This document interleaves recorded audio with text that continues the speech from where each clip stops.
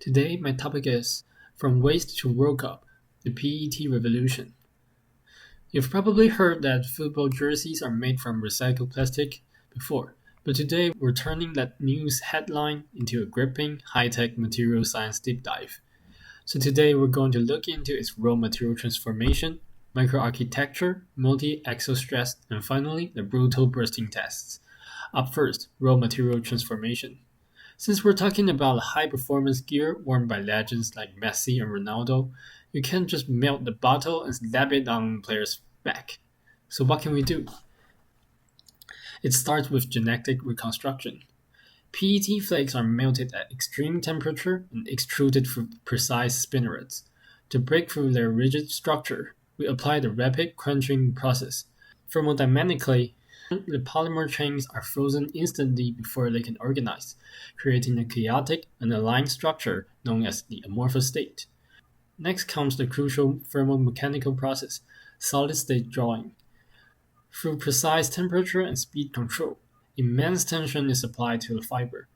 This mechanical force compels the chaotic polymer chains to align perfectly along the stretching axis, and this is called strain-induced crystallization, transforming weak threads into fibers with extreme tensile strength. Next, microarchitecture and shape cross-section. If you were to look at these recycled fibers under a microscope, you'll see they are not just your standard perfectly round tube, because strength alone isn't enough. An elite jersey must breathe. By modifying the spinneret's geometry, they engineer fibers with unique cross-sections. These microgrooves manipulate surface tension, triggering a powerful capillary action. The moment sweat touches the fabric, it is instantly absorbed, channeled, and rapidly evaporated, keeping the athlete perfectly dry. Then, multi-axial stress. On the World Cup pitch, athletes are out there sprinting, colliding, and grappling with each other. The force is gripping as that the jersey comes from literally everywhere at once, and the fabric is being yanked up, down, diagonally, and stretched all within a second. So this fabric must survive extreme conditions.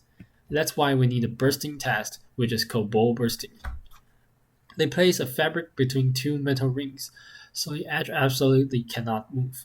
Then this steel ball is forced upward at a constant rate. You can think of it as simulating a sharp localized trauma of devastating elbow strike during a header. The machine just pushes that steel ball up until the fabric dooms out. The system then records the exact maximum load at that moment of total failure. Only the fabric that survived this brutal test are ever going to make it to the World Cup. It's looking fine already, but they are pushing the limits even further for 2026. They're integrating some wild new tech, like using scrap tire carbon black to create eco-friendly black dyes, so even the color itself is recycled.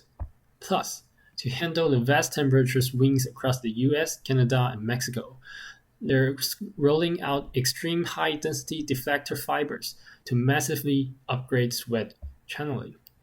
Back in 2010, this tech shocked the world when 9 teams debuted wearing 100% recycled fabric. Up to now, it's already led Argentina to the World Cup victory and has consistently surprised us again and again. It makes me wonder, from waste to World Cup, what other incredible breakthroughs could it possibly achieve in the future? Thank you for your listening.